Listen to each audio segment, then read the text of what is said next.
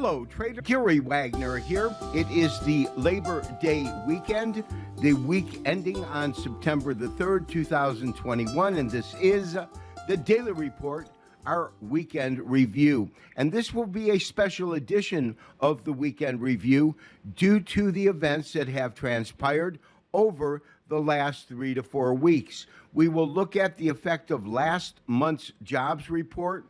We will do that along with the fact that Powell spoke just about a week ago, virtually at the Economic Symposium, and Friday's jobs report, because collectively they tell a story about how the Federal Reserve, along with other central banks worldwide, have been working with their respective countries to rebuild their economy and have an economic recovery in the midst of an ever-changing set of variables due to COVID-19 and now the Delta variant of that.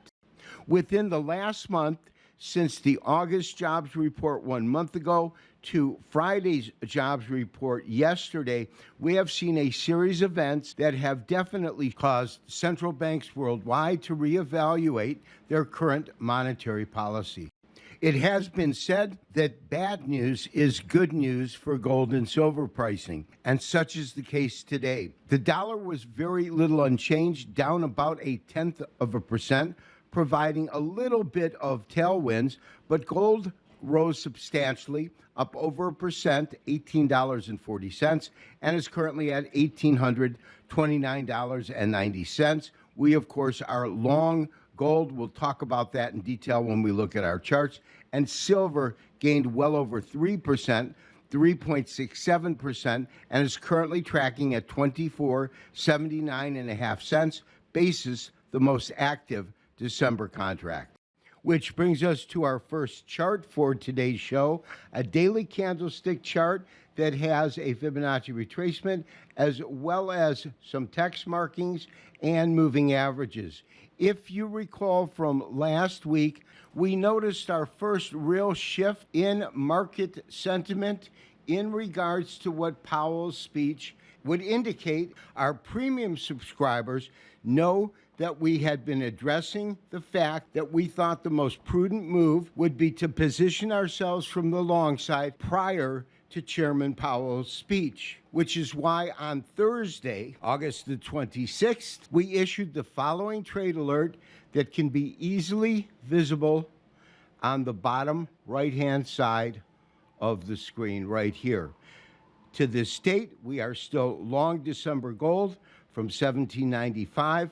We are long December silver from $24.06 after pulling profits of about $2,200 on Monday when we went into September silver and then rolled that over into December. When it came time for Powell to actually come out and speak, it did have an extremely bullish impact on the market because on a technical basis, we saw significant bullish indicators. The first of which was that gold actually opened above the 50-day moving average and then traded and closed above the 100-day in blue and the 200-day moving average in magenta. Which brings us to this week.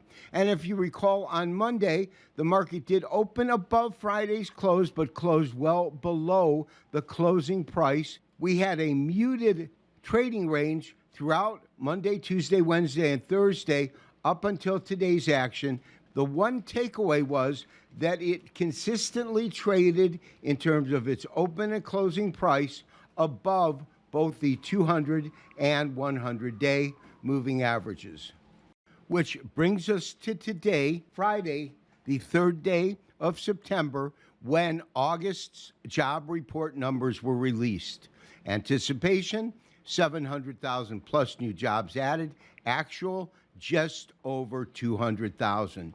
It really highlighted and emphasized how deeply we underestimated the damage both to lives and the economy that this Delta variant has caused.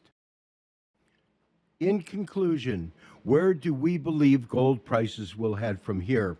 Obviously, we are spending more money than anyone had anticipated, and that money has to come from somewhere. And the place it will go to is going to be the national debt that continues to grow at an incredible pace along with the balance sheet of the Federal Reserve. Which brings us to the upcoming FOMC meeting and what actions the Federal Reserve will take. This has been Gary Wagner, wishing you as always good trading. We will talk to you on Tuesday for the next daily update and review. Bye-bye.